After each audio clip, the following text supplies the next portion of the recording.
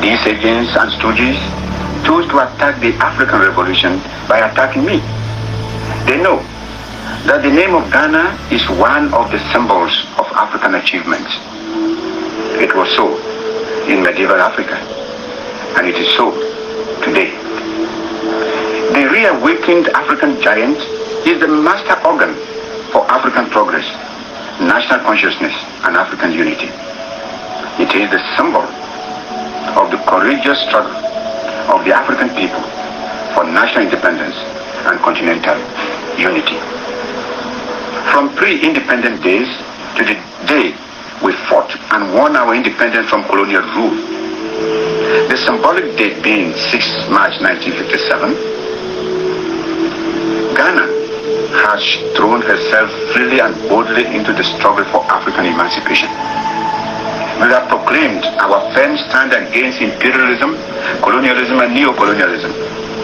We have unflinchingly stated that the independence of Ghana was meaningless unless it was linked up with the total liberation of the African continent. We made it clear to our brother African states, which followed us in the wake of African freedom and independence, that unless Africa was politically united, our continent would never be really free from foreign interferences and domination. We also warned that imperialism and neo-colonialism would turn some of us into stooges and traitors in order to undermine and subvert not only the African Revolution, but the very existence of independent African states. This has become our cardinal foreign policy, and this is what we have been shouting from rooftops all over the African continent. The African freedom fighters joined us in the struggle, and we welcome them as worthy sons and daughters of Africa who shared our hopes for a united revolutionary Africa. Thanks to the efforts of the African freedom fighters and revolutionaries, today there are no fewer than 36 independent African states united under the banner of the Organization of African Unity. The Organization of African Unity presents a common front in the struggle to free and unite Africa and claim for her the international recognition, dignity, and respect which is Africa's due. Ghana and the Convention People's Party have never been forgiven by their enemies for their firm stand and the part they play in the African revolutionary struggle for emancipation and unity. Since independence, they have tried various stratagems to overthrow Ghana and make her subservient to their whims and caprices. Our firm policy of positive neutralism and non-alignment thwarts their plans and balks their policy of undermining us. In public education, public health, and social development, Ghana today is an example of success. Thanks to the workers, farmers, and peasants of Ghana, the standard of living in Ghana today is one of the highest in Africa. What we have achieved belongs to the people and not to a clique of self-seeking people or class. The people themselves know this. This unwarranted rebellion threatens to destroy all that the Ghanaian people hold dear to heart. This senseless rebellion threatens the achievement we have sweated for the past 15 restless years. By this rebellion, they have tried to set back what we have achieved. They have attacked Ghana and the African Revolution, but they cannot succeed. We will not allow them to succeed. These stooges and sycophants of neo-colonialism may temporarily set back Ghana's progress, impede the African political movement for a time. They may destroy some of our work of patience, diligence, and sacrifice. But we will rebuild what they destroy. Our socialist gains and achievements can never be destroyed. It is only unfortunate that for Ghana, the various projects and factories which were started by my government have all been abandoned by this so-called National Liberation Council. The 7-year development plan has also been abandoned by this treacherous clique, whose members are too ignorant to realize that a planted seed takes time to germinate before sprouting into the glorious foliage that is visible to all. All the projects which would have benefited us in the future have been abandoned. Where does Ghana stand now? It means we stand on the verge of confusion and chaos.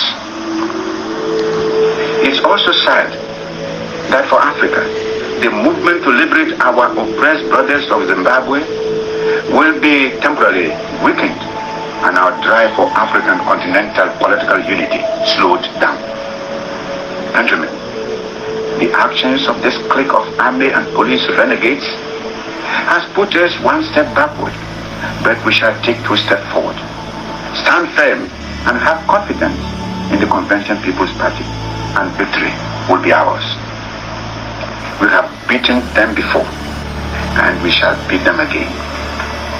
Fellow countrymen, say nothing if this or that country recognizes this rebellious clique. The recognition or non-recognition of this traitorous clique is irrelevant to the situation. The struggle is a revolutionary struggle.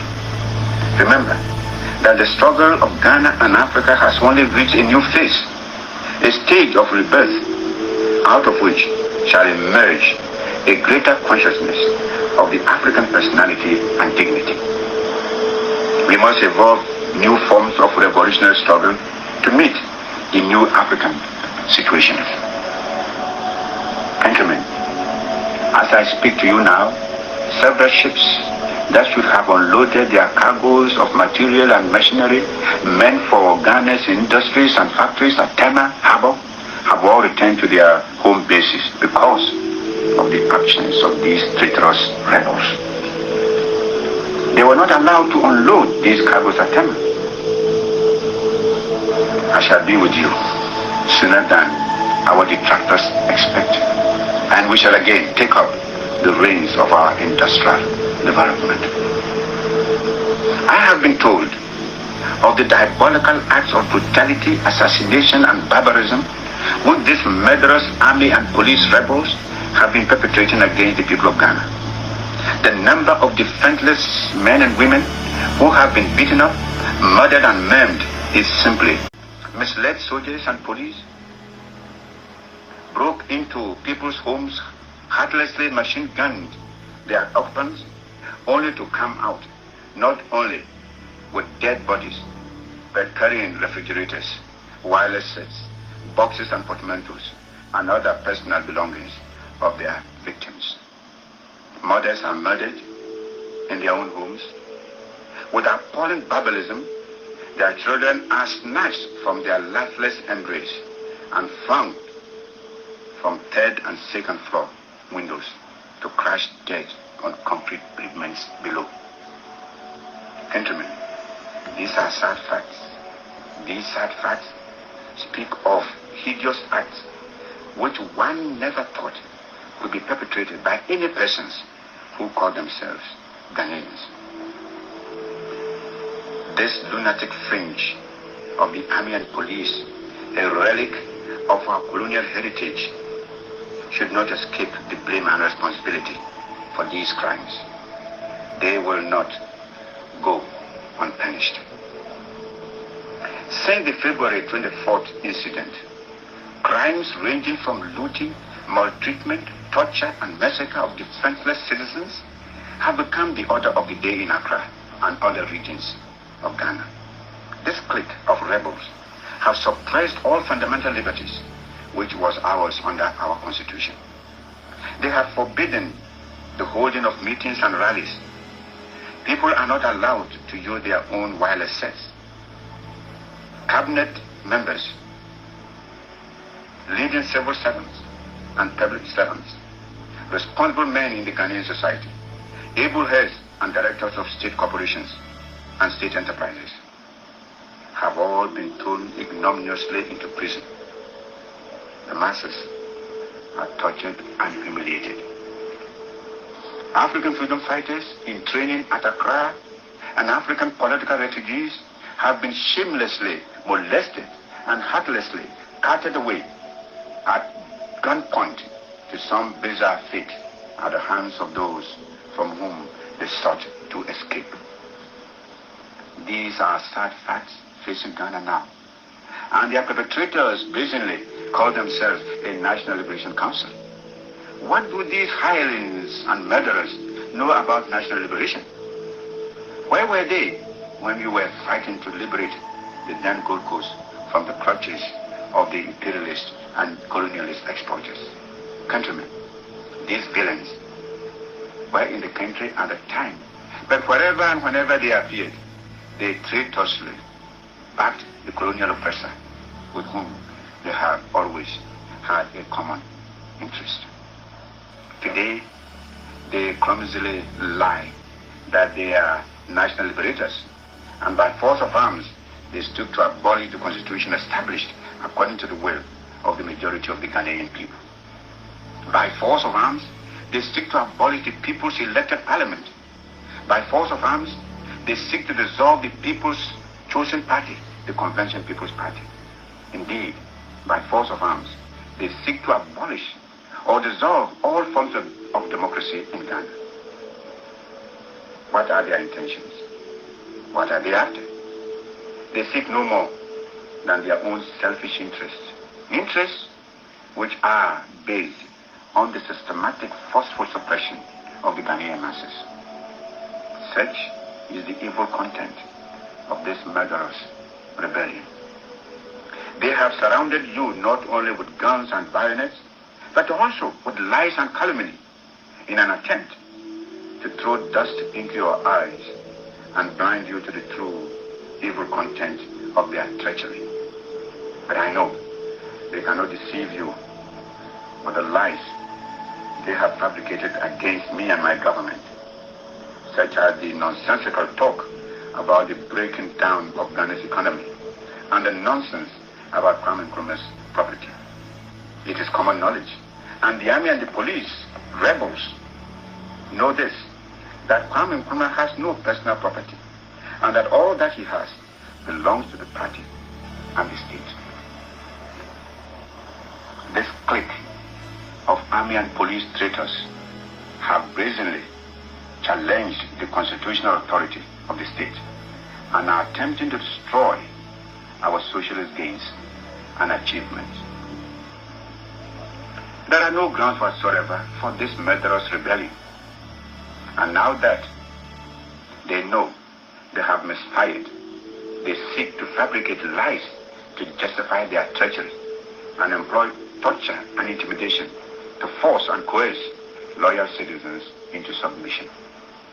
They make false statements and publish false news about innocent and loyal citizens whom they hold at the points of guns and bayonets.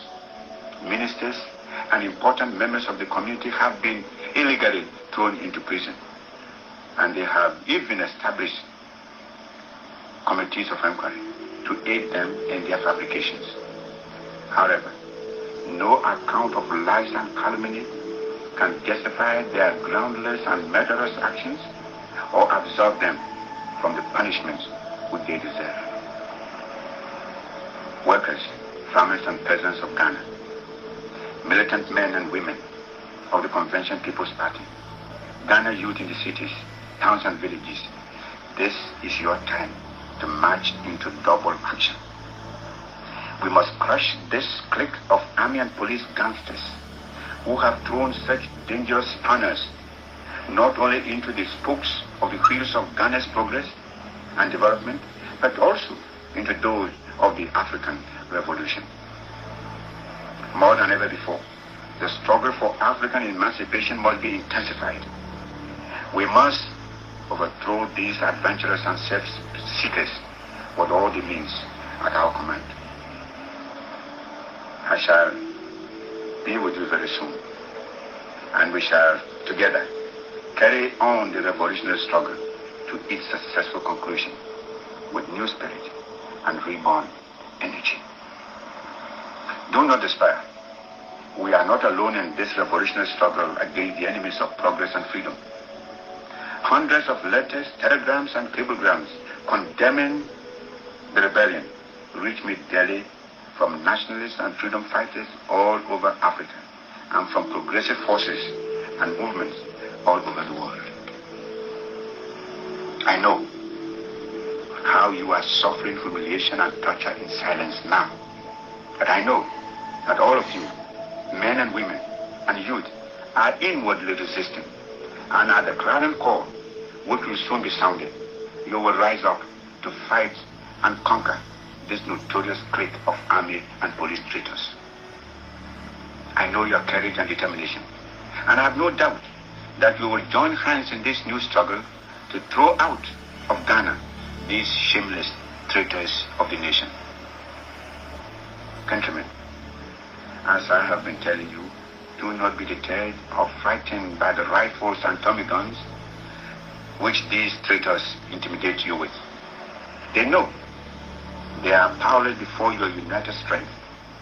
If we could fight and defeat colonialism, how much less is the task of defeating a clique of army and police racketeers who have not got the full support of the whole army and police. This clique is only a section of the army and police who are using Tommy guns and rifles to intimidate and coerce and suppress you. Even among the murderous traitors themselves, there is division. Already, the conflict between the army rebels and the police traitors is obvious and deepens more and more as they attempt to share the booty and bribery they have gathered from their treasury.